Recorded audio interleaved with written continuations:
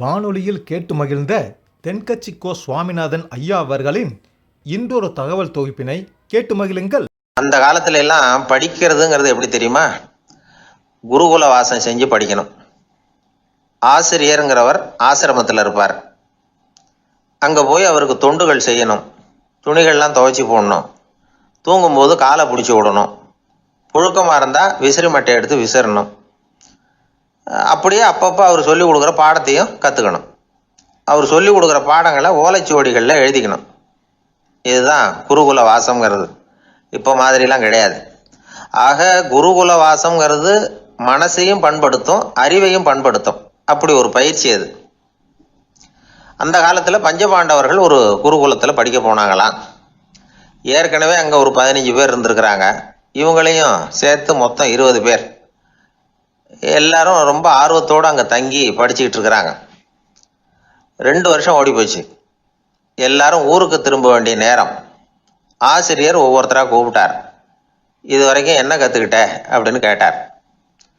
அவங்க தாங்கள் எழுதி வச்சிருந்ததை சொன்னாங்க, கற்றுக்கிட்டதை சொன்னாங்க. அங்கே படிக்க வந்தவங்க எல்லாருமே புத்திசாலிகள். அது மட்டும் இல்லை, பல பேர் அரச குடும்பத்தை சேர்ந்தவங்க, இளவரசர்களாக வேற இருக்கிறவங்க. அதனால் அவங்கக்கிட்ட அபாரமான கல்வி அறிவை எதிர்பார்த்தார். ஒருத்தன் வந்தான். தான் எழுதி வச்சிருந்த சரித்திர பாடம் பூராவையும் படித்து காட்டினான். இன்னொருத்தன் வந்தான். தான் எழுதி வச்சிருந்த பூகோள பாடம் பூராவையும் படித்து காட்டினான். இப்படி ஒவ்வொருத்தராக வந்து அவங்க படித்தது என்னங்கிறத படித்து காட்டிவிட்டு போனாங்க. கடைசியாக தர்மர் வந்தார். பேசாமல் நிற்கிறார். தன் கையில் இருந்த ஓலைச்சுவடி கேட்டால் அவர் பிரிக்கவே இல்லை. ஆசிரியர் இவர்கிட்ட தான் அதிகமாக எதிர்பார்த்தார். ஆனால் இவரும் பேசாமல் நின்றுட்டு இருக்கிறார். நீ என்ன கற்றுக்கிட்ட சொல்லு, ஓலைச்சுவடியை பிரித்து படினார் அந்த முனிவர். தர்மர் அசையவே இல்லை. மெதுவாக சொன்னார், ஐயா, நான் கற்றுக்கிட்டது ஒன்றே ஒன்று தான். அதுதான் வாழ்க்கையில் எனக்கு ரொம்ப முக்கியமான பாடமாக அமையும் அப்படின்னார். என்னது, என்கிட்ட 2 வருஷ காலமாக படிச்சு விட்டு கடைசியில் கற்றுக்கிட்டது ஒன்றே ஒன்று தானா அப்படின்னார் முனிவர். அவருக்கு ஒன்றும் புரியல. மற்ற மாணவர்களை விட இவர் பண்புகளில் உயர்ந்தவர், அறிவில் சிறந்தவர், வயசில் முதிர்ந்தவர். இவரே இப்படி சொன்னால் மற்றவங்க நிலைமை என்னத்துக்கு ஆறுது? அவங்க ரொம்பவும் கெட்டு போயிடுவாங்களே அப்படின்னு அவர் யோசனை பண்ணார். தர்மா, நல்லா யோசனை பண்ணி பதில் சொல்லு. 2 வருஷமாக நீ கற்றுக்கிட்டது என்ன அப்படின்னு தானே நான் கேட்குறேன். அதை கொஞ்சம் யோசனை பண்ணி சொல்லுன்னார் முனிவர் கொஞ்சம் கோபமா. தர்மர் முகத்தில் எந்த மாறுதலுமே இல்லை. இல்லையா, 2 வருஷமாக நான் கற்றுக்கிட்ட முக்கியமான பாடம் ஒன்றே ஒன்று தான்னார். இப்போ அந்த முனிவருக்கு கோபம் அதிகமாக வந்துடுச்சு. ஏன்பா, உனக்கு வெக்கமா இல்லையா? உன்னை விட வயசில் குறைஞ்சவங்க எவ்வளவு பாடம் கற்றுக்கிட்டு இருக்கிறாங்க, எவ்வளவு விரிவாக அவங்க படித்து காட்டினாங்க. நீயும் கூட நிறைய குறித்து வச்சிருக்கிற போல இருக்க, அதை ஏன் பிரித்து படிக்கக்கூடாது அப்படின்னார். ஐயா, நான் சொல்கிறது உங்களுக்கு ஏமாற்றமாக இருந்தால் என்னை மன்னிக்கணும். நான் ரொம்ப முக்கியமாக கற்றுக்கிட்டு இருக்கிறது ஒன்றே ஒன்று தான், மற்ற எதையும் சொல்கிறதுக்கு விரும்பலைன்னார். மாணவர்கள்லாம் சிரிச்சுட்டாங்க. முனிவருக்கு கோபம் அளவுக்கு மீறி வந்துட்டு ஓங்கி அரைஞ்சு விட்டார் தர்மரை அவர் கன்னத்தில். தர்மர் கண்ணை செவந்து போட்டுது, கண்கள் கலங்கி போச்சு. ஆனாலும் அவர் அமைதியை இழக்கலை, தலை குனிஞ்சு நிற்கிறார். இவருடைய புடிவாதம் முனிவருக்கு இன்னும் ஆத்திரத்தை உண்டாக்கி விட்டது. இன்னொரு கண்ணத்திலே அரைஞ்சார். எல்லாரும் பயந்து போய் அமைதியாக நின்றுட்டு இருக்கிறாங்க. முனிவர் கத்துறார், அப்படி நீ கற்றுக்கிட்ட அந்த முக்கியமான பாடம் தான் என்ன, அதையாவது சொல்லு அப்படின்னார். ஐயா, அதை மட்டும் ஒரு ஓலைச்சுவடியில் தனியாக குறித்து வச்சிருக்கிறேன், இந்தாங்க, இதை நீங்களே படித்து பாருங்கன்னார். தர்மர் ஓலைச்சுவடியை நீட்டினார். முனிவர் அதை வாங்கி பிரித்தார். சத்தம் போட்டு படித்தார். என்ன எழுதியிருக்காருன்னா, எப்படிப்பட்ட சோதனை ஏற்பட்டாலும் நிதானம் இழந்து கோபத்துக்கு ஆளாகக்கூடாது அப்படின்னு. இதுதான் அந்த ஓலைச்சுவடியில் அவர் எழுதி வச்சிருந்தது. அந்த ஒரு கணத்திலேயே முனிவரும் எல்லா மாணவர்களும் தர்மரை புரிஞ்சுக்கிட்டாங்களாம். அவர் கற்றுக்கிட்டது ஏட்டு சுரக்காய் இல்லை, வாழ்க்கையில் பயன்படக்கூடிய முக்கியமான அனுபவ பாடம். முனிவர் கண்களில் கண்ணீர். தர்மரை அன்போடு கட்டி தழுவிக்கிட்டார். அப்புறம் சொன்னார், தர்மா, என்னை மன்னிச்சுரு, நீ மாணவன் இல்லை, ஆசிரியன். நான் இது வரைக்கும் தெரிஞ்சிக்காத அனுபவ பாடத்தை நீ இப்போ எனக்கு கற்றுக் கொடுத்துட்ட அப்படின்னு சொன்னாராம். அதனால நிதானம் தவறக்கூடாதுங்கிறது ரொம்ப முக்கியமான ஒரு செய்தி. ஒரு ஆசிரியர் மாணவனை ஒரு கண்ணத்தில் ஓங்கி அரைஞ்சுட்டார். இவன் நிதானம் தவறல, அமைதியாக நின்றுக்கிட்டு இருந்தான். அவர் ஒரு தடவை அரைஞ்சதும் எப்படி உன்னால நிதானம் தவறாமல் இருக்க முடிஞ்சுது அப்படின்னு கேட்டாங்க நண்பர்கள். அவன் சொன்னான், நான் நிதானம் தவறி இருந்தா எங்கள் வாத்தியார் இன்னொரு கண்ணத்துலேயும் அரைஞ்சிருப்பார். அது அதை விட பலமாக இருக்கும். அதனால தான் நான் அப்படி இருந்தேன் அப்படின்னு நானா. ஆக நாம தெரிந்து கொள்ள வேண்டியது, வாழ்க்கையில நிதானம் தவறாமல் இருக்க வேண்டும். அதுதான் வெற்றியின் ரகசியம். இயேசுநாதர்கிட்ட ஒருத்தர் கேட்டாராம், இயேசுவே, என்னை எவ்வளவு நேசிக்கிறீர்கள் அப்படின்னு. அவர் தன்னுடைய இரு கைகளையும் அகல விரித்து இவ்வளவு என்று சொல்லி சிலுவையில் உயிர் நீத்தார் அப்படின்னு சொல்லுவாங்க. அதாவது அந்த நேசிப்புக்கு எல்லை கிடையாது, அதே போல மன்னிப்புக்கும் எல்லை கிடையாது. இது இயேசுநாதர் சொல்லி கொடுத்த ஒரு பாடம். இயேசுனுடைய சீடர்களில் ஒருத்தன் பீட்டர், அவன் ஒரு நாள் இயேசுநாதர்கிட்ட கேட்டிருக்கான், இயேசுவே, நான் என்னுடைய தம்பி கிட்ட அடிக்கடி சண்டை போட்டுக்கிட்டு இருக்கிறேன், என்னுடைய சகோதரன் கூட. அவனை நான் எத்தனை தடவை மன்னிக்கிறது? ஏற்கனவே 7 தடவை அவனை மன்னிச்சுட்டேன் அப்படின்னு சொல்லியிருக்கிறான். அப்போ இயேசு சொன்னாராம், மன்னிக்கிறதுக்கு எத்தனை தடவைங்கிற கணக்கெல்லாம் கிடையாது. எத்தனை தடவை உன்னுடைய சகோதரன் உன்னை கோபப்படுத்துகிறானோ அத்தனை தடவை நீ மன்னிக்கிறதுக்கும் தயாராக இருக்கணும், அதுதான் அப்படின்னு சொன்னாராம். அப்போ இவனுக்கு ஒன்றும் புரியல, இது என்ன அவன் தப்பு பண்ணிக்கிட்டே இருப்பான், நாம் மன்னிச்சுக்கிட்டே இருக்கிறதா அப்படிங்கிறது மாதிரி குழப்பமாக இருந்திருக்கிறான். அப்போது இயேசுநாதர் தன்னுடைய சீடன் பீட்டர்கிட்ட ஒரு கதை சொன்னாராம். அந்த கதை இன்றைக்கு நாம் எல்லாரும் சிந்தித்து பார்க்க வேண்டிய ஒரு கதை. அதாவது மன்னிப்பை விரும்புகிறவர்கள் மன்னிக்கவும் தயாராக இருக்க வேண்டும் அப்படிங்கிறது தான் அந்த கதையினுடைய தத்துவம். அந்த இயேசுநாதர் சொன்ன கதை என்னன்னா, ஒரு மன்னர் இருந்தார். அவர் ஒரு நாள் அரண்மனையில் உட்காந்து கணக்கு வழக்குகள்லாம் பார்த்துக்கிட்டு இருந்தார். நம்ம அரண்மனையிலேருந்து யார் யார் அரசாங்க கடன் வாங்கியிருக்கிறாங்க, யார் யார் திருப்பி செலுத்தியிருக்கிறாங்க அப்படிங்கிற விவரத்தையெல்லாம் பார்த்துக்கிட்டு இருந்தார். அப்போ தான் புரிஞ்சுது, அந்த அரண்மனையில் வேலை செய்கிற ஒருத்தனே அரசாங்க கடன் வாங்கியிருக்கிறான். எவ்வளவு? 10,000 பொற்காசுகள் வாங்கியிருக்கான் கடன். இந்த 10,000 பொற்காசுகளை திருப்பி செலுத்தலை அரசாங்கத்துக்கு. இது மன்னர் கவனத்துக்கு வந்தது. உடனே நம்ம அரண்மனையில் இருக்கிறவனே அரசு கடன் வாங்கி திருப்பி செலுத்தாமல் இருக்கான், அவனை கூப்பிட்டு வாங்கன்னு சொல்லி கூப்பிட்டுட்டு வந்தாங்களாம். விசாரிச்சிருக்கிறாங்க, என்னப்பா நீ எவ்வளோ ஒன்று? ஆமாங்க, 10,000 பொற்காசுகள் வாங்கியிருக்கிறேன், இன்னும் திருப்பி கட்டலைன்றிருக்கான். உடனே அவர் மன்னர் சொல்லியிருக்கிறார், நம்ம சட்டத்திட்டப்படி நீ உடனே பணத்தை திருப்பி கட்டிடு. அப்படி உன்னால் கட்ட முடியலன்னா உன்னுடைய வீடு வாசல் சொத்து சுகம் எல்லாத்தையும் விற்று அந்த பணத்தை அரசு கருவூலத்தில் சேர்த்துக்கிறதுக்கு நானே ஏற்பாடு பண்ணிடுறேன் அப்படின்னு அந்த மன்னர் சொன்னாராம். இவன் அப்படியே அதிர்ச்சி ஆகிட்டான், அப்படியே பொத்துன்னு காலில் விழுந்தானா. மன்னா, என்னை மன்னிச்சுங்க, என்னால் முடியல, எனக்கு மன்னிப்பு கொடுங்க அப்படின்ட்டுருக்கான். உடனே அவர் எழுந்திரிச்சு, சரி நீ மன்னிப்பு கேட்டுவிட்ட, அதனால் உன்னை மன்னிக்கிறேன், நீ பணம் கட்ட வேண்டாம் அப்படின்னு சொல்லி அந்த மன்னர் அவனை விட்டுட்டாராம். பணத்தையும் தள்ளுபடி போட்டார், நீ திருப்பி கட்ட வேண்டான்னு. இவனுக்கு ரொம்ப மகிழ்ச்சி, அதனால் ரொம்ப உல்லாசமாக வந்துகிட்டு இருக்கிறான். தெருவில் வந்துக்கிட்டு இருக்கிறப்ப இவங்கிட்ட கடன் வாங்கின ஒருத்தன் எதுக்கு வந்துக்கிட்டு இருக்கான். அவன் இவங்கிட்ட ஒரு 100 பொற்காசுகள் கடன் வாங்கியிருக்கான். அவன் வந்தான், இவன் போய் அவன் சாட்டையாக பிடிச்சிக்கிட்டான், நீ எப்படா என் கடனை திருப்பி கொடுக்க போகிறேன்னு. அவன் இப்போ முடியல, கொஞ்சம் பொறுத்துக்கா, அப்புறம் தரேன் இருக்கான். அதெல்லாம் முடியாது, நீ கொடுத்து தான் ஆகணும் அப்படின்னு இவன் புடிவமாக சொல்கிறான். இப்போ நிலைமையை பாருங்கள், இவன் ஏற்கனவே 10,000 பொற்காசுகள் அரசாங்கத்தில் கடன் வாங்கினா அதுக்கு மன்னிச்சு விட்டுட்டார் இவனை. ஆனால் இவன் இன்னொருத்தனை மன்னிக்கிறதுக்கு தயாராக இல்லை. இவங்கிட்ட கடன் வாங்கின இன்னொருத்தன் 10 பொற்காசுகள், அவனை மன்னிக்க தயாராக இல்லை. அவனை கொண்டு போய் நீதிமன்றத்தில் கொண்டு போய் நிறுத்தி தண்டனை வாங்கி கொடுத்துட்டான். நீதிபதி என்ன சொன்னார், அந்த இவன் வாங்கின பொற்காசுகளை திருப்பி கட்டுற வரைக்கும் ஜெயிலில் இருக்கணுங்கிறது தீர்ப்பு. ஆனால் உடனே அரசர் காதில் விழுந்தது. சொல்லிட்டாங்க, உங்ககிட்ட மன்னிப்பு வாங்கிட்டு போனானே ஒருத்தன், அவன் இன்னொருத்தனை மன்னிக்கிறதுக்கு தயாராக இல்லை, அவனை கொண்டு போய் ஜெயிலில் அடைச்சிட்டான் அப்படின்னு. உடனே மன்னர் பார்த்தார், இவனை மறுபடியும் கூப்பிட்டு வர சொன்னார். தபாரப்பா, நான் உன்னை மன்னிச்சு விட்டேன், ஆனால் நீ இன்னொருத்தனை மன்னிக்கிறதுக்கு தயாராக இல்லை, அதனால் என்னுடைய தீர்ப்பையும் மாத்துறேன், நீயும் அரசு கடன் தீர்ற வரைக்கும் ஜெயிலில் தான் இருக்கணும் அப்படின்னு சொல்லி ஜெயிலுக்கு அனுப்பிச்சிட்டாராம். இப்படி ஒரு கதையை இயேசுநாதர் தன்னுடைய சீடருக்கு சொன்னதாக ஒரு வரலாறு. அது என்ன, அதுலேருந்து நாம் புரிந்து கொள்ள வேண்டியதுன்னா, நாம் மன்னிக்கப்படணும்னு நாம் விரும்புகிறோம்னா நாம் இன்னொருத்தரை மன்னிக்கிறதுக்கு தயாராக இருக்கணும். அதனால் நாம் இன்னொருத்தரை யாரையும் மன்னிக்க மாட்டோம், ஆனால் என்ன இன்னொருத்தரை மன்னிக்கணும் அப்படிங்கிறது மாதிரி செய்யக்கூடாதுன்னு சொல்லுவாங்க. அது மாதிரி நாம் இப்போ இது தப்பாக புரிஞ்சுக்கிறவங்களும் இருக்கிறாங்க. பாவம் மன்னிப்புங்கிறதுலாம் எதுக்குன்னா, அதாவது மறுபடியும் பாவம் செய்யாமல் இருக்கிறதுக்காக தான். அதான் மன்னிக்கிறாரே அப்படிங்கிறதுக்காக மறுபடியும் பாவம் பண்ணிகிட்டு இருக்கிறது இல்லை. அதான் ஒருத்தர் கேட்டாராம், பாவத்திலேருந்து மன்னிப்பு கிடைக்கணும்னா நீ என்ன செய்யணும் அப்படின்னு கேட்டிருக்கார். அதுக்கு அவன் சொல்லியிருக்கிறான், நான் முதல்ல பாவம் செய்யணும், அப்போ தானே மன்னிப்பு கிடைக்கும் அப்படின்னு நானும். இப்படிப்பட்டவர்கள் தான் இன்றைக்கி உலகத்தில் அதிகமாக இருக்கிறாங்க. அதனால் இந்த மன்னிப்பின் மகத்துவங்கிறது இயேசுநாதர்கிட்டேருந்து தான் நாம் புரிஞ்சுக்கணும். அந்த இயேசு சொன்ன அந்த மன்னிக்கிற மனோபாவம் இருந்தால் இன்றைக்கி உலகம் பூராவும் அமைதி பூங்காவாக இருக்கும். அதில் ஒன்றும் ஆச்சரியமே இல்லை, அதில் ஒன்றும் சந்தேகமும் இல்லை. அதனால் மன்னிக்கிற மனோபாவத்தை நாம் எல்லாரும் நமக்குள்ளே வளர்த்து கொள்ள வேண்டும். அப்படிங்கிறது தான் நாம் இன்றைக்கு எல்லோரும் சிந்தித்து பார்க்க வேண்டிய ஒரு செய்தி. நாட்டில் நல்லவங்க ஒருத்தர் 2 பேர் இருக்கிறதுனால தாங்க மழையே பெய்யுது அப்படின்னு சொல்கிறது உண்டு. நல்லார் ஒருவர் உளரேல் அவர் பொருட்டு எல்லாருக்கும் பெய்யும் மழை. சில சமயம் ரொம்ப பேர் திடீர்னு நல்லவங்களா ஆகிடுவாங்க போல இருக்கு. அதனால தான் விடாமல் பேய் மழையாக கொட்டி தீர்த்துடுது. எல்லாரும் நல்லவங்களாயிட்டா உலகமே தாங்காது போல இருக்க. அப்பப்போ ஒருத்தர் 2 பேர் நல்லவங்களாகணும். அப்போ தான் சீராக மழை பெய்யும். மாதத்துக்கு 3 பேர் நல்லவங்களானா மாதம் மும்மாரி பொழியும். இதெல்லாம் வேடிக்கை பேச்சு. இப்போ இதெல்லாம் ஒரு பக்கம் இருக்கட்டும். இப்போ விஷயத்துக்கு வருவோம். ஒரு கும்பலில் நல்லவன் யார் அப்படிங்கிறத எப்படி கண்டுபிடிக்கிறது? இதுக்கு ஒரு வேடிக்கை கதை உண்டு. என்னுடைய நண்பர் ஒருத்தருக்கு அவங்க பாட்டியம்மா சொன்ன கதையும் அது. அது என்ன கதைன்னா, ஒரு ஊரில் ஒரு சமயம் பலமான மழை பெய்ய ஆரம்பிச்சுட்டு தான். இடி மின்னல் ரொம்ப கடுமையாக இருந்திருக்குது.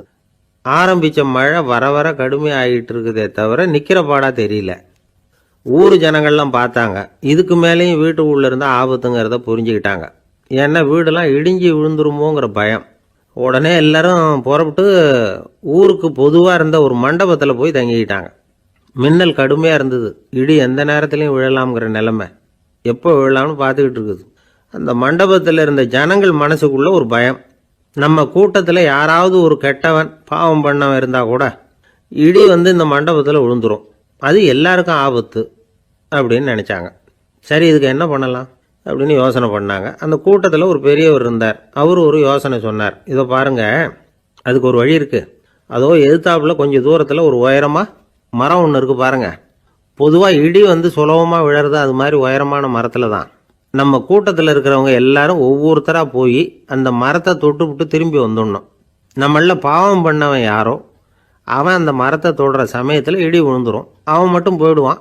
மண்டபத்தில் இருக்கிற நாமெல்லாம் பொழைச்சிக்கலாம் அப்படின்னு ஐடியா கொடுத்தார் அந்த பெரியவர். இது நல்ல யோசனையாக பட்டது. எல்லாரும் ஒத்துக்கிட்டாங்க. ஒவ்வொருத்தராக போய் அந்த மரத்தை தொட்டு விட்டு திரும்பி வந்தாங்க. இடி எதுவும் விழலை. இன்னமும் பாவம் பண்ண ஆசாமி அதை போய் தொடலை போல இருக்கு அப்படின்னு நினச்சிக்கிட்டாங்க. ஒவ்வொருத்தராக போகிறாங்க. எல்லாரும் போய் தொட்டுவிட்டு வந்தாச்சு. இன்னும் ஒரே ஒரு ஆசாமி தான் பாக்கி. கடைசியாக இருந்த அந்த ஆள் பயந்துட்டான். இது வரைக்கும் இடி விழலைன்னா இப்போ என்ன அர்த்தம்? இப்போ நாம தான் பாக்கி, நாம தான் தப்பு பண்ண ஆள் போல இருக்கு அப்படின்னு நினச்சிட்டான். அதனால் துணிச்சலாக போய் தொடுறதுக்கு பயந்தான். தயங்கிக்கிட்டே இருந்தான். இருந்தாலும் மற்றவங்கள்லாம் சும்மா இருப்பாங்களா? கட்டாயப்படுத்தி கழுத்தை பிடிச்சி தள்ளாத குறையா அவனை தள்ளி விட்டாங்க. போய் தொட்டுட்டு வாடான்னு. அவன் நடுங்கிக்கிட்டே போய் அந்த மரத்தை தொட்டான். அதே வினாடி ஒரு பயங்கரமான மின்னல் இடி விழுந்துட்டுது. எங்கே விழுந்தது தெரியுமா? அந்த ஆள் மேலே இல்லை, மண்டபத்தில் விழுந்தது. மண்டபத்தில் இருந்தவங்க பூரா காலி. அந்த ஒரு ஆள் மட்டும் பொழைச்சிக்கிட்டான். இந்த ஒரு ஆளை காப்பாற்றுறதுக்காக தான் இடி மண்டபத்தில் விழாமல் இருந்திருக்குது. இதுதான் கதை. அதனால் நல்லவங்க எப்படியும் தப்பிச்சுக்குவாங்க அப்படிங்கிறது ஒரு நீதி. ஒருத்தன் அப்படி தான் தெருவில் நடந்து போய்கிட்டு இருந்தான். ரொம்ப நல்லவன். எதிரில் ஒருத்தன் சைக்கிளில் வந்துக்கிட்டு இருந்தான். அதில் மோதி இவன் கீழே விழுந்துட்டான். சைக்கிள்காரன் உடனே இறங்கி இவனை தூக்கி விட்டான். இவன் எழுந்திரிச்சு அவனை முறைச்சி பார்த்தான். அப்படி பார்க்காதீங்க சார், நீங்கள் ரொம்ப புண்ணியம் பண்ணியிருக்கீங்க, அதுதான் இப்போ சைக்கிளில் மோதிக்கிட்டீங்க அப்படின்றான். என்ன அப்படி சொல்கிறேன் நான்? இவன் 10 நிமிஷத்துக்கு முன்னாடி நான் லாரி ஓட்டிகிட்டு வந்தேன், அப்போ நீங்கள் எதிரில் வந்திருந்தீங்கன்னா என்ன ஆயிருக்கும் அப்படின்னானா அவன். ஊரில் ஒரு சிற்பி இருந்தார். சிற்பின்னா அவர் ரொம்ப திறமையுள்ளவர். அதாவது எங்கேயாவது ஒரு கல் கிடந்தா போதும், அதை அப்படியே எடுத்துகிட்டு வருவார். கொஞ்ச நாள் கழித்து அவர் இடத்துக்கு போய் பார்த்தா அழகாக ஒரு சிற்பம் உட்காந்துருக்கும். இந்த கல்லாக கிடந்தது சிற்பமாக மாறி இருக்கும். அந்த அளவுக்கு பண்ணிவிடுவார். அப்பேற்பட்ட சிற்பி. எப்படிங்க அவ்வளவு மோசமான ஒரு கல்லில் இருந்து இவ்வளவு அழகாக ஒரு சிற்பத்தை உங்களால் வடிக்க முடிஞ்சுது அப்படின்னு கேட்டால், அது ஒன்றும் பெரிய விஷயம் இல்லைங்க. இந்த சிற்பம் ஏற்கனவே அந்த கல்லுக்குள்ளே இருந்தது. இதை சுற்றி இருக்கிற வேண்டாத பகுதிகளெல்லாம் உளியால் கொத்தி எடுத்துவிட்டேன், அவ்வளவுதான் என் வேலை. உடனே உள்ளே இருந்தது வெளியில் வந்துட்டுது அப்படிம்பார். அந்த அளவுக்கு திறமைசாலி. ஒரு சின்ன பாறை இல்லைன்னா கருங்கல்ல பார்த்துட்டாருன்னா போகிறோம், விடமாட்டார். அந்த கல்லோட அமைப்பை கவனித்து பார்த்துட்டு இதுக்குள்ளே ஒரு வீரன் ஒளிஞ்சிருக்காம்பார். அவர் கண்ணுக்கு தெரியும். இந்த கல்லுக்குள்ளே ஒரு துறவி உட்காந்துருக்காரும்பார். நமக்கெல்லாம் வெறும் கல்லாக தான் தெரியும். இந்த கல்லுக்குள்ளே ஒரு நடன மங்கை நடனம் ஆடிக்கிட்டு இருக்கா அப்படிம்பார். உடனே அந்த கல்லை கொண்டுகிட்டு வருவார். அவர் சொன்னது மாதிரியே உள்ளே இருக்கிற அவங்களையெல்லாம் வெளியில் கொண்டுகிட்டு வந்துடுவார். அதாவது வேண்டாத பகுதிகளெல்லாம் கொத்தி எடுத்துருவார் அவர் மொழியில் சொல்லப்போனால். இந்த சிற்பிக்கு ரொம்ப நாளாக மனசுக்குள்ள ஒரு ஆசை. அதாவது உண்மை, தூய்மை, இதுக்கு உதாரணமாக இருக்கக்கூடிய புத்தர் சிலையை வடிக்கணும் அப்படிங்கிறது அவரோட ஆசை. ஆனால் அந்த ஆசை நிறைவேறாமலே இருந்துக்கிட்டு வந்தது. அதுக்கு என்ன காரணம்னா, அதுக்கு தகுந்த மாதிரி ஒரு கல் கிடைக்கல. கல் கிடைச்சா அதை செஞ்சுருவார்.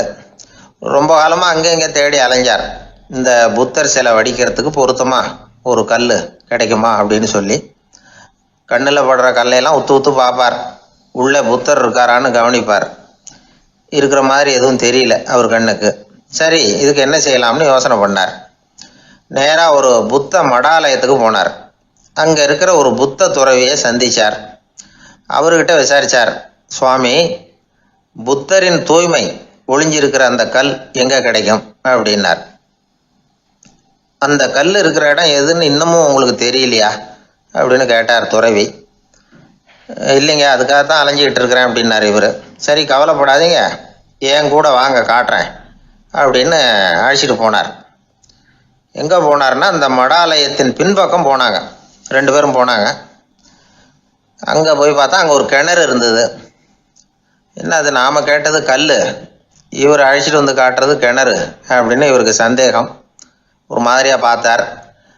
அவர் சொன்னார், துறவி, எட்டி பாருங்க உள்ள அப்படின்னாரு. கிணறுக்குள்ளே என்ன இருக்கும்னு இவருக்கு தெரியாதா, இருந்தாலும் அவர் சொல்கிறாரு அப்படின்னு சொல்லி எட்டி பார்த்தார்.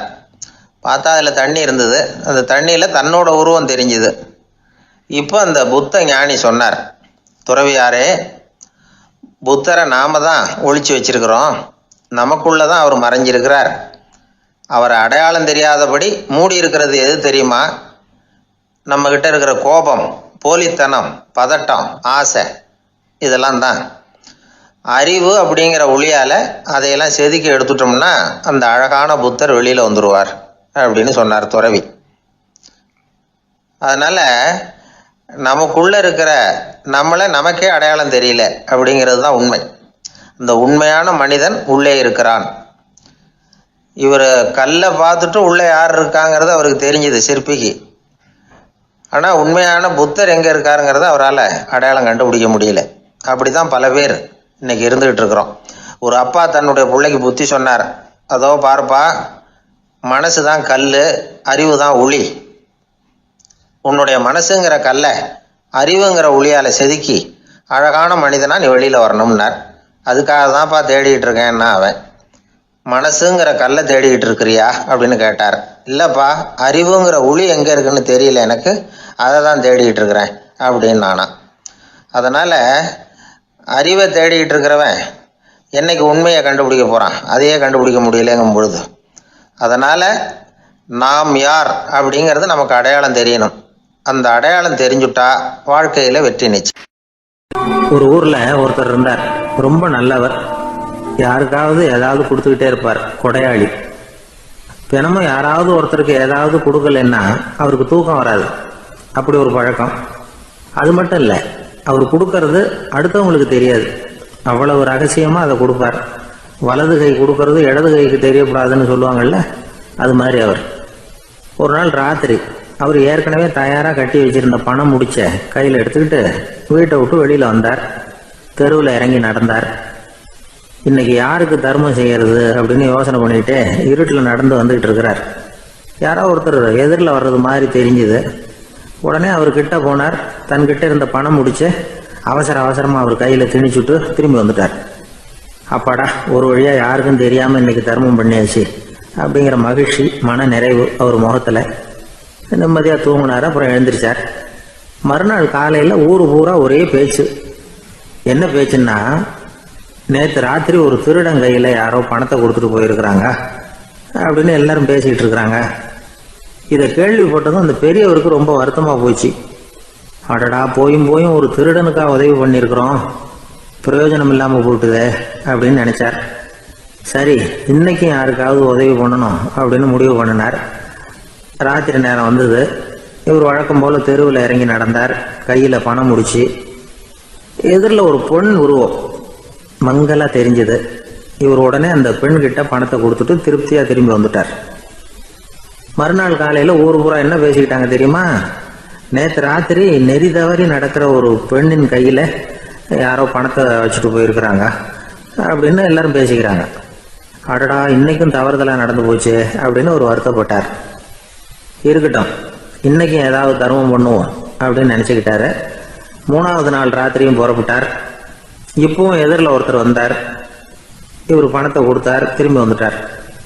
மறுநாள் மக்கள் என்ன பேசிக்கிட்டாங்கன்னா, நேற்று ராத்திரி ஒரு செல்வந்தர் கையில் யாரோ பணத்தை கொடுத்துட்டு போயிருக்கிறாங்க அப்படின்னு பேசிக்கிட்டாங்களாம்.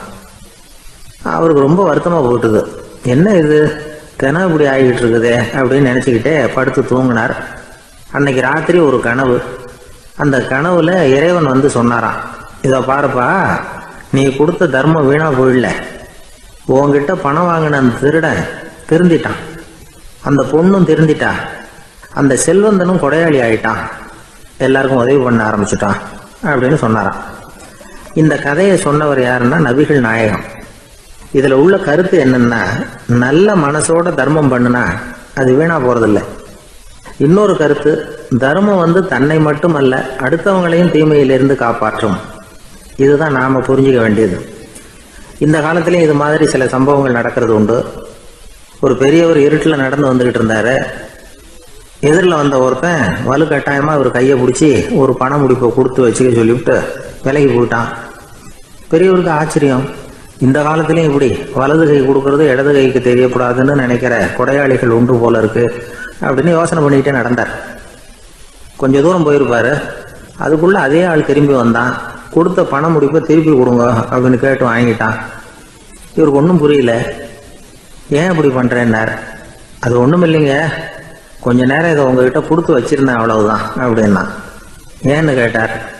என்னை பின்னாடி போலீஸ் தேடிக்கிட்டு வந்துக்கிட்டு இருக்குது, அதுதான் அப்படி பண்ணேன், இப்போ போயிட்டுது, இனிமேல் ஒன்றும் பயமில்லை அப்படின்னு சொல்லிவிட்டு அவன் பாட்டுக்கு நடந்து போகிறான். ஒரு நீதிமன்றம், அங்கே ஒரு கொலை வழக்கு சம்பந்தமாக விசாரணை நடந்துக்கிட்டு இருக்குது. அந்த வழக்கறிஞர் ரொம்ப தீவிரமாக வாதாடிக்கிட்டு இருக்கிறார். தன்னுடைய கட்சிக்காரர் நிரபராதிங்கிறது அவருக்கு நல்லா தெரியும். அதனால தான் அவர் சார்பாக வாதாடுறதுக்கே ஒத்துக்கிட்டார். அப்படி அவர் மும்முரமாக வாதாடிக்கிட்டு இருக்கிற சமயத்தில் அவசரமாக தந்தி ஒன்று வந்து சேர்ந்தது. அதை வாங்கி படித்து பார்த்தார். அதுக்கப்புறம் அதை மடித்து தன்னுடைய கோட்டு பையில் வச்சுக்கிட்டு தொடர்ந்து வாதாட ஆரம்பிச்சிட்டார். பேசி முடித்தார். அதுக்கப்புறம் அங்கே கோர்ட்டில் இருந்த சக வக்கீல்கள் அவர்கிட்ட வந்தாங்க. தந்தி ஒன்று வந்ததே, என்ன விஷயம் அப்படின்னு விசாரிச்சாங்களாம். அப்போ அவர் சொல்லியிருக்கிறார், ஊரில் சிகிச்சைக்காக போயிருந்த என்னுடைய மனைவி இறந்து போனதாக தந்தி வந்திருக்குது அப்படின்னாராம். மற்ற வக்கீல்களுக்கு அதிர்ச்சி. என்னங்க இது, மனைவி இறந்ததை விட கேஸு முக்கியமாக அவங்களுக்கு அப்படின்னு கேட்டிருக்கிறாங்க. இறந்து போன என் மனைவி மறுபடியும் திரும்பி வர போகிறதில்ல, ஆனால் என்னுடைய கட்சிக்காரர் ஒரு கொலை வழக்கில் மாட்டிக்கிட்டார், அவரும் நிரபராதி, அவர் உசுரை நான் காப்பாற்ற வேணாமா, இதுதான் என்னுடைய கடமை அப்படின்னாராம். இப்படி இவர் சொன்னதும் எல்லாரும் அப்படியே திகைச்சு போய் நின்றுட்டாங்களாம். சரி, கடமைக்கு முக்கியத்துவம் கொடுத்த அந்த வழக்கறிஞர் யார் தெரியுமா? அவர் தான் இரும்பு மனிதர் சர்தார் வல்லபாய் பட்டேல். குஜராத் மாநிலத்தில் 1875 அக்டோபர் 31 அன்றைக்கு ஜாவேரி பாய் அப்படிங்கிறவருக்கு 4வது பிள்ளையாக அவர் பிறந்தாராம். இந்த ஜாவேரி பாய் யார் தெரியுமா? ஜான்சி ராணி லட்சுமி பாய் போர் படையில் ஒரு வீரராக பணிபுரிஞ்சவர்.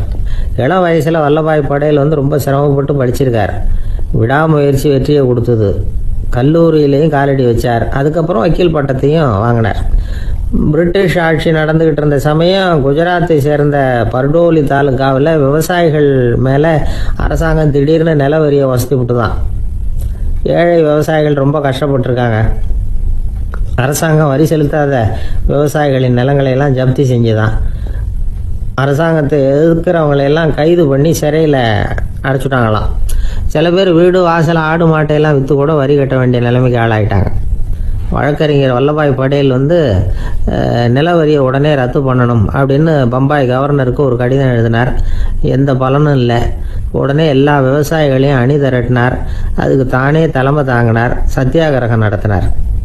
அந்த பகுதியில் எந்த வேலையும் நடக்கலை. வேறு வழி இல்லை. ஆட்சியாளர்கள் உடனே வரியை ரத்து பண்ணாங்க. சிறையில் இருந்தவங்களெல்லாம் வெளில விட்டாங்க.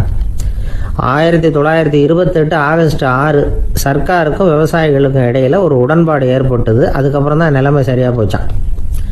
வல்லபாய் பட்டேலின் பொது சேவையை பாராட்டின பொதுமக்கள் அவருக்கு சர்தார் அப்படிங்கிற பட்டத்தை கொடுத்தாங்களாம். சர்தார்னா தலைவர் அல்லது தளபதின்னு அர்த்தம். இரும்பு மனிதர்னு இவருக்கு பேர். இருந்தாலும் நகைச்சுவை உணர்வும் இவருக்கு நிறைய உண்டு. ஒரு தடவை ஒரு பத்திரிகை நிருபர் வந்திருக்கார். சர்தார் பட்டேல்கிட்ட அவருக்கு பிடிச்ச பண்பாடு கலாச்சாரம் எது அப்படின்னு கேட்கணும்னு ஆசை. அதனால் அவரை பார்த்து கேட்டாராம், ஏங்க உங்களுக்கு பிடிச்ச கல்ச்சர் எது அப்படின்னு கேட்டிருக்கார்.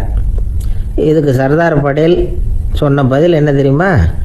எனக்கு பிடிச்ச கல்ச்சர் அக்ரிகல்ச்சர் அப்படின்னாராம். ஒரு நண்பர் ஆனந்தமாக சிகரெட் பிடிச்சிக்கிட்டு இருந்தார். இந்த பழக்கத்தை விட்டுவிடுங்களேன் அப்படின்னு சொல்லி பார்த்தோம். விட்டுடலாம்னு தான் பார்க்குறேன், ஆனால் முடியலையேன்னார். மனசு வச்சா எல்லாம் முடியும் அப்படின்னோம். அவர் கொஞ்ச நேரம் யோசனை பண்ணார். அப்புறம் சொன்னார், சரி சார், இதுதான் நான் பிடிக்கிற கடைசி சிகரெட் அப்படின்னு சொல்லி ரொம்ப அழுத்தமாக புகையை உள்ளுக்கு இழுத்தார். அதுக்கப்புறம் அந்த துண்டு சிகரெட்டை வீசி எறிஞ்சுட்டார். ஒருத்தர் இது மாதிரி தீர்மானம் பண்ணி தன்னுடைய கடைசி சிகரெட்டை தூக்கி எறிஞ்சுட்டாருன்னா அது ஒரு பெரிய விஷயம்தான். அதுக்கு பிறகு அவர் உடம்புல படிப்படியாக என்னென்ன மாற்றங்கள் நடக்கும் அப்படிங்கிறத பற்றி ஒரு விவர பட்டியலே வெளியிட்டிருக்கிறாங்க. அது என்ன விவரம் தெரியுமா? ஒருத்தர் புகைப்பிடிக்கிற பழக்கத்தை நிறுத்துறாருன்னு வச்சுங்க. அப்படி அவர் நிறுத்தின 20 நிமிடங்களுக்குள்ள உயர் ரத்த அழுத்தம், உடல் வெப்பம், நாடி துடிப்பு இதெல்லாம் சரியான நிலைமைக்கு வந்துடுதான். 8 மணி நேரத்துக்குள்ள இந்த ஸ்மோக்கர்ஸ் பிரீத் அப்படிங்கிற தன்மை மறைஞ்சிருதான். ரத்தத்தில் உள்ள கார்பன் மோனாக்சைடு அளவு குறையுதான், ஆக்சிஜன் அளவு கூடுதான், சரியான அளவுக்கு வந்துடுதான். ஒருத்தர் கடைசி சிகரெட்டை தூக்கி எறிஞ்சுட்டாருன்னா 24 மணி நேரத்துக்குள்ள மாரடைப்பு ஏற்படுறதுக்கான வாய்ப்பு குறைஞ்சுடுதான். 48 மணி நேரத்துக்குள்ள உணர்வு நரம்புகளின் முனைப்பகுதிகள் மறுபடியும் ஒன்று சேர்ந்துருதான். அதனால நாக்கு சுவை உணர்வு, மூக்கின் முகரும் சக்தி இதெல்லாம் மேம்படுதான், நல்ல நிலைமைக்கு வந்துடுதான். சிகரெட்டை நிறுத்தின 3 நாளுக்குள்ள மூச்சு விடுறது சுலபமாயிடுதான். இப்படி அவங்க பட்டியல் நிறைய சொல்றாங்க. 2 அல்லது 3 மாசத்துக்குள்ள என்ன ஆகும் தெரியுமா? ரத்த ஓட்டம் மேம்படுது, நடக்கிறது சுலபமாயிடுது. நுரையீரல் கொள்ளளவு 30% அதிகரிக்குது. 1லிருந்து 9 மாசத்துக்குள்ள சுவாச குறைபாடுகள் நீங்குது. நுரையீரலில் இருக்கக்கூடிய இந்த அசுத்தம் வடிகட்டும் திசுக்கள் சரியா வேலை செய்ய ஆரம்பிச்சிருது. 1 வருஷத்துக்குள்ள இந்த இதய அழுத்த நோய்க்கான வாய்ப்பு பாதியா குறைஞ்சிருது. இந்த சிகரெட்டை நிறுத்தின 5 வருஷத்துக்குள்ள ஒரு நாளைக்கு 1 பாக்கெட் சிகரெட் பிடிக்கிறவர்களில் நுரையீரல் புற்றுநோயினால சாகிறவர்கள் எண்ணிக்கை பாதியா குறைஞ்சிருது. புற்றுநோய் செல்கள் சீரமைக்கப்படுது. ஆக ஒருத்தர் புகைக்கிறத விட்டுணும்னு தீர்மானம் பண்ணி தன் கையில் இருக்கிற சிகரெட்டை இதுதான் கடைசின்னு சொல்லி தூக்கி எறிஞ்சுட்டா அதுக்கப்புறம் படிப்படியா இவ்வளவு நன்மைகளும் மாற்றங்களும் ஏற்படுறதாக இந்த அமெரிக்கன் கேன்சர் சொசைட்டி தெரிவிச்சிருக்குது. அதனால புகைப்பழக்கம் உள்ளவங்க இதையெல்லாம் கொஞ்சம் யோசிச்சு பார்த்து அந்த பழக்கத்தை விட்டு விடுறது ரொம்ப நல்லது. ஆனால் அதையெல்லாம் நாம சொன்னா யாரு கேட்குறாங்க? என்னுடைய நண்பர் ஒருத்தர் புகைப்பழக்கம் உள்ளவர். அவர் என்கிட்ட சொன்னார், சார், சிகரெட் பிடிக்கிற பழக்கத்தை விட்டு விடுறது என்னை பொறுத்த வரைக்கும் ஒன்றும் பெரிய கஷ்டமான செயல் இல்லை, அது ரொம்ப சுலபம் அப்படின்னார். எப்படி சொல்றீங்கன்னு கேட்டேன். நான் ஏற்கனவே 20 தடவை அந்த பழக்கத்தை விட்டுருக்கேன் சார் அப்படின்னார் ரொம்ப பெருமையா. ஒரு நண்பர் வந்தார். ரொம்பவும் இறுக்கமா உடை அணிஞ்சிருந்தார். அதாவது ஆடைக்குள்ள அவர் மாட்டிக்கிட்டு இருந்தது மாதிரி தெரிஞ்சது. ஏன் துணி குறைச்சலா எடுத்துட்டீங்களா அப்படின்னு கேட்டோம். இல்லைங்க, எனக்கு எப்பவுமே இறுக்கமாக உடை அணிகிறது தான் பிடிக்கும் அப்படின்னார். ஒருத்தர் எப்படி உடை அணிகிறார் அப்படிங்கிறத வச்சு அந்த ஆள் எப்படிப்பட்டவர் அப்படிங்கிறத கண்டுபிடிச்சிடலாம். உடை அணிகிற விதம் ஒருத்தருடைய மனநிலையை வெளிப்படுத்துதான். இப்போ இறுக்கமான உடை அணிகிறவங்க பொதுவாக மன நிம்மதி இல்லாதவங்களாக இருப்பாங்களாம், கோபக்காரங்களாக இருப்பாங்களாம். ரொம்ப தொலைதொலைப்பாக ஆடை அணிகிறவங்க இருக்கிறாங்கல்ல, அவங்கெல்லாம் அமைதியான ஆளாக இருப்பாங்களாம், சாந்தமாக இருப்பாங்களாம். இவங்கெல்லாம் போராடுறதுக்கு சரியாக வரமாட்டாங்களாம்.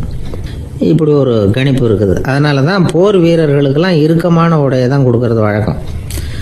ஆனால் சன்னியாசிகளை பாருங்கள், அவங்களுக்கெல்லாம் ரொம்ப தொலை உடைகள் தான். அவங்கெல்லாம் டைட் பேண்ட் போட்டுக்கிட்டு நிற்க மாட்டாங்க சன்னியாசிகள்லாம். அதே மாதிரி சன்னியாசிகள்லாம் காவி உடையை தேர்ந்தெடுக்கிறதுக்கும் காரணம் உண்டு. பல ஆண்டுகள் சோதனை செஞ்சு பார்த்துட்டு தான் சன்னியாசத்துக்கு காவி தான் சரி அப்படின்னு முடிவு பண்ணியிருக்கிறாங்க. இப்போ பௌதிக விஞ்ஞானப்படியும் அதுதான் சரி. அதாவது சூரிய ஒளியில் 7 வண்ணங்கள் உண்டு.